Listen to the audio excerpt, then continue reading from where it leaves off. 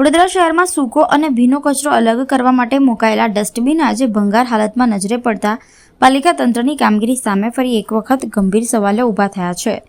Smart city અને સ્વચ્છતા અભિયાનના દાવાઓ વચ્ચે વાસ્તવિકતા એકદમ અલગ ચિત્ર રજૂ કરી રહી છે. અન્ય મહાનગરપાલિકાઓની તુલનામાં વડોદરાનો વિકાસ પાછળ રહી ગયો હોવાની ખુદ મુખ્યમંત્રી દ્વારા ટકોર થયા બાદ પણ પાલિકા તંત્ર અને વહીવટી અધિકારીઓની કાર્યપદ્ધતિમાં કોઈ ખાસ ફેરફાર જોવા મળતો નથી. ખાસ કરીને કચરા વ્યવસ્થાપન મામલે તો અધિકારી બદલાય એટલે નિયમો બદલાય અને સાથે ડસ્ટબિન પણ બદલાતા રહ્યા છે.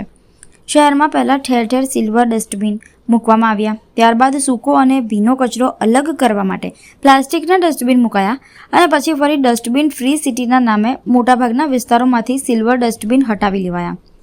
ડોર ટુ ડોર ગાડી ચાલી રહી છે તેનું કારણ દર્શાવ્યું અને આજે પણ સૂકો કચરો ભીનો કચરા માટે કેટલીક જગ્યા ઉપર જે ડસ્ટબિન જોવા મળે છે ત્યાં તેની સ્થિતિ જર્જરિત અને અવ્યવસ્થિત છે.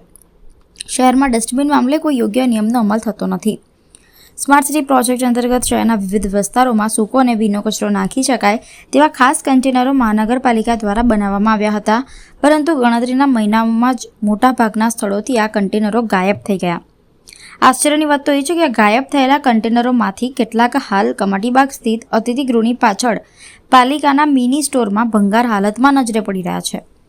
પ્રશ્ન એ છે કે શહેરની સુવિધા માટે મુકાયેલા આ કન્ટેનરો શહેરમાંથી ગાયબ થઈ પાલિકાના ભંગાર સ્ટોર સુધી કેવી રીતે પહોંચી ગયા?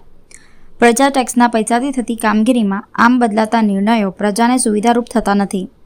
એક તરફ સ્વચ્છતા, સ્માર્ટ સિટી અને આધુનિક વડોદરાના દાવા કરવામાં આવે છે, તો જ્યારે બીજી તરફ કચરા કલેક્શન માટેના કન્ટેનરો ધૂળ ખાઈ રહ્યા છે. આ સ્થિતિને લઈને જાગૃત નાગરિકોમાં ભારે નારાજગી ફેલાઈ છે અને પાલિકા તંત્રની જવાબદારી તથા પારદર્શિતાને લઈને ગંભીર પ્રશ્ન પણ ઊભા થયા છે.